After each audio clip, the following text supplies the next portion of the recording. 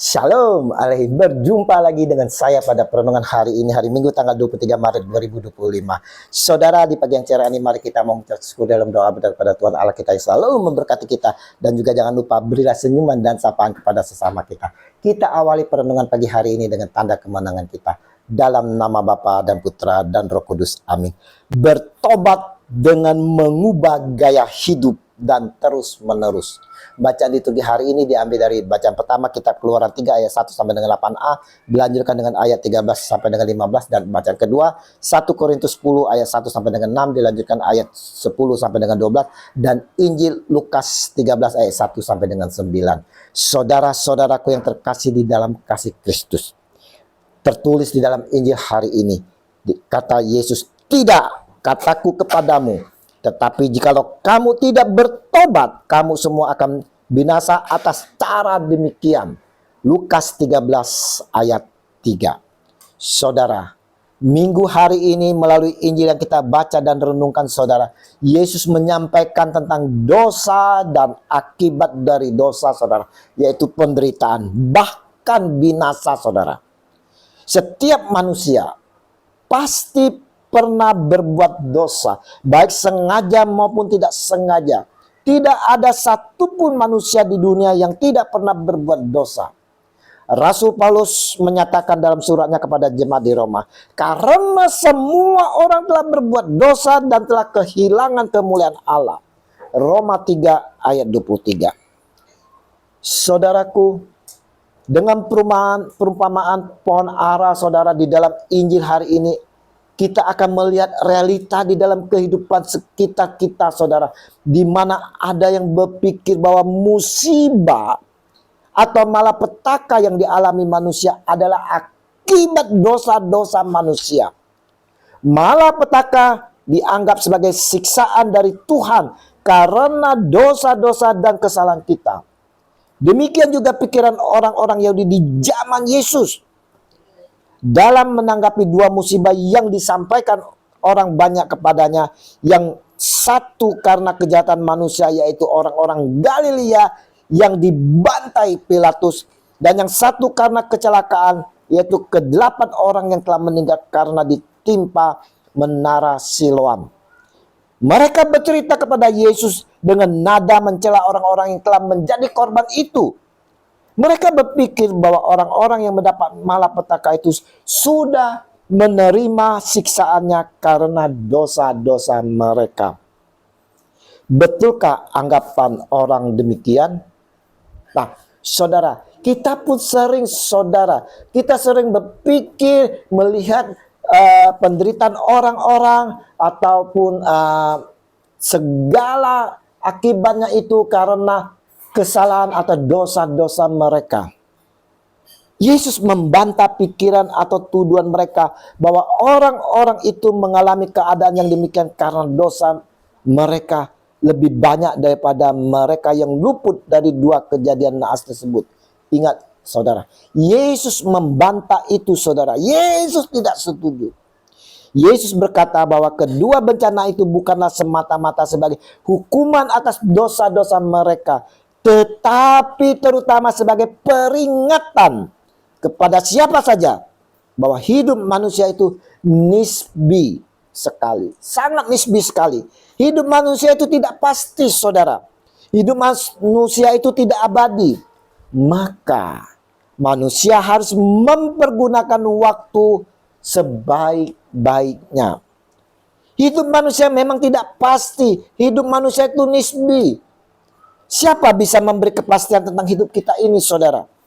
Hidup dan apa saja yang kita miliki sungguh nisbi. Maka sekali lagi, saudaraku yang terkasih, kita hendaknya mempergunakan waktu hidup kita ini sebaik-baiknya, saudara. Itu sebabnya kita yang masih hidup masih tetap, ternyata Tuhan masih sabar dengan kita walaupun kita tidak menghasilkan apa-apa seperti pohon ara dalam Injil hari ini. Ada apa dengan pohon ara ini, saudara? Yesus menyampaikan perumpamaan tentang pohon ara yang tidak berbuah. Kata Yesus kepada pengurus kebun anggur itu, Sudah 3 tahun aku datang mencari buah pada pohon ara ini dan aku tidak menemukannya. Tebanglah pohon ini. Untuk apa ia hidup di tanah ini dengan percuma? Lukas 13 ayat 7. Ini merupakan gambaran bagi kita yang percaya kepadanya, kepada Yesus Kristus, saudara, yang telah dibaptis. Adakah pertumbuhan dan perkembangan dalam hidup kita sebagai pengikutnya? Sudahkah kita berbuah, saudara? Jika kita tak bertumbuh dan berbuah, dikatakan oleh Yesus, tebanglah. Untuk apa ia hidup? Tebanglah, untuk apa kita hidup, saudara? Tidak dipungkiri dalam kehidupan kita yang mengimani Yesus, tidak selalu mengikuti Dia. Untuk menyangkal diri, untuk memikul salib dan mengikuti Dia. Kita selalu terpesona dengan apa yang dunia berikan. Terpesona dengan janji-janji dunia membuat kita terlena. Sehingga kita jatuh dalam dosa. Bahkan saudara, kita tahu kalau itu dosa.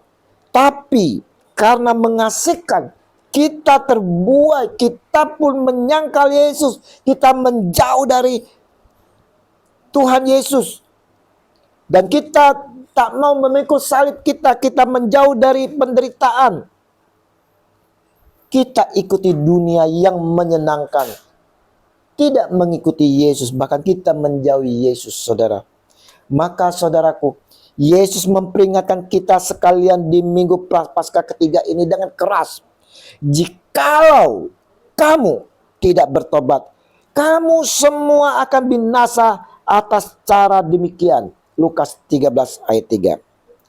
Rasul Paulus dalam suratnya kepada jemaat di Korintus pun mengingatkan kepada kita sekalian, saudara, bahwa nenek moyang kita semua berada di bawah perlindungan awan dan bahwa mereka semua telah melintasi laut. 1 Korintus 10 ayat 1. Tapi lihat apa yang terjadi. Tetapi sungguh pun demikian, Allah tidak berkenan kepada bagian yang terbesar dari mereka, karena mereka ditewaskan di padang gurun. 1 Korintus 10 ayat 5. Kenapa Allah tak berkenan? Karena kehidupan mereka, saudara, yang masih duniawi ini, saudara, yang tidak mensyukuri kasih anugerah yang mereka terima dari Allah. Mereka bersungut-sungut, hidup mereka semakin tercemar, jatuh dalam dosa, menjauh dari Allah, saudara.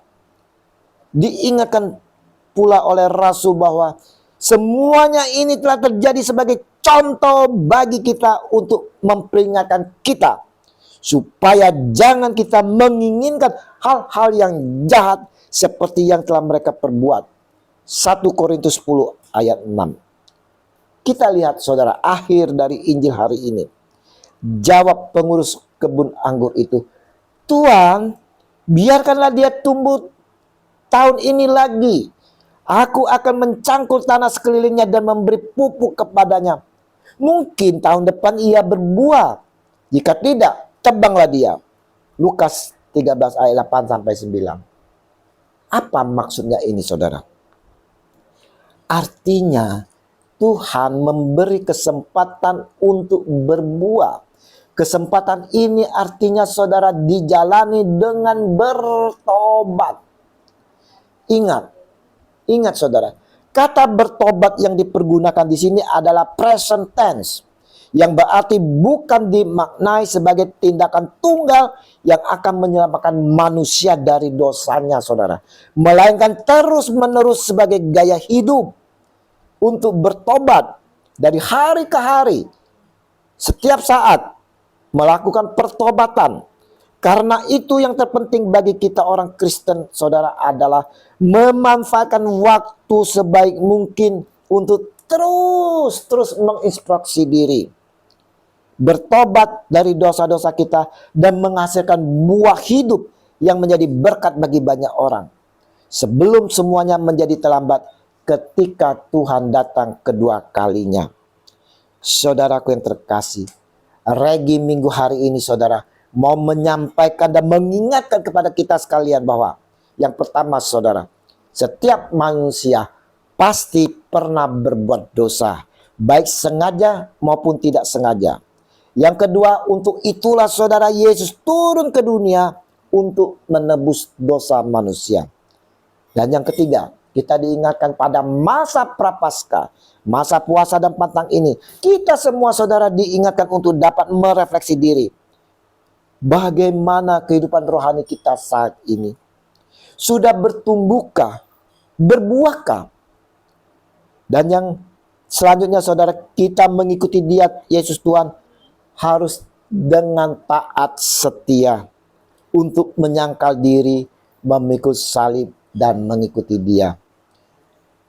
Yang terakhir, sudah waktunya kita bertobat dan menjalankan firman Tuhan sebaik mungkin. Mari saudara, kita mau hidup dalam pertobatan sejati, di mana kita mau bertobat dengan mengubah gaya hidup dan terus menerus menginstruksi diri, dan biarlah kita boleh menghasilkan buah-buah pertobatan. Kemuliaan kepada Bapa dan Putra dan Roh Kudus seperti pada permulaan, sekarang, selalu, dan sepanjang segala abad. Amin. Dalam nama Bapa dan Putra dan Roh Kudus. Amin. Selamat berhari Minggu. Mari kita persiapkan hati bersama keluarga untuk menyambut Tuhan kita Yesus Kristus di dalam perayaan Ekaristi. Kita diutus. Shalom.